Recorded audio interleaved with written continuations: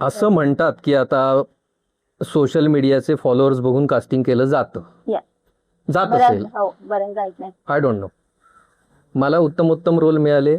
माझ्याबरोबर अनेक नटनट्या मी बघितल्या आहेत जे उत्तम ॲक्टर्स आहेत आणि ज्यांचं काही सोशल मीडियाचं फॉलोईंग नाही आहे, तरी त्यांना सातत्याने काम मिळतं आहे. कदाचित असं असेल की हिरो हिरोईन यांचं कास्टिंग करताना सोशल मीडियाचा रोल मोठा असेल की कोणाचे किती फॉलोअर्स आहेत, आय डोंट नो. आणि ते कदाचित यासाठी असेल की आपला प्रोजेक्ट आल्यानंतर आपल्याला या नटनटीचे जे फॉलोअर आहेत त्यांचा पाठिंबा मिळावा आणि शो किंवा फिल्म जास्त बघितली जावी.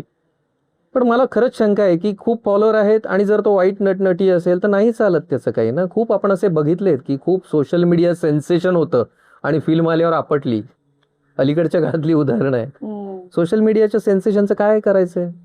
त्याला मिळालेलं कॅरेक्टर तो नट किंवा नटी कशी करते हेच फायनली मॅटर करतं ना.